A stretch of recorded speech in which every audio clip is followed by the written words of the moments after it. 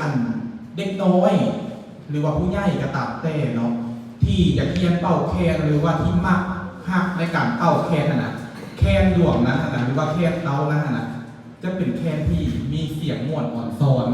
คนจึงจะมักจับเนาะและในนั้นในยุคปัจจุบันนี้เนาะ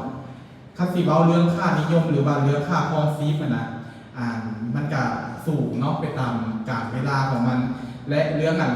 แคนที่มีคุณภาพดีนะมันก็จะค่อนข้างราคาสูงขึ้นเนาะตามกาลเวลาแหละแต่ว่าบางคนนั่นที่กระเจ้า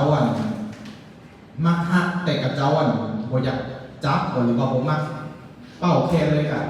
นึ่งมานี่มันจะสิเป็นเรื่องราคาของแคนนี่กันแน่เนาะแต่ว่าคันให้คำนึงก็คือว่าสิ่งที่มันราคาสูงนะคนเฮาแห่งบืนพยายามและก็เห็นค่าในการเรียนรู้นั้นอันนี้ก็ถือว่าเป็นปัจจัยหนึ่งเนาะที่เห็นให้คนนั้นมักฮักในการแบบว่าอยากเรียนรู้เรื่องแคน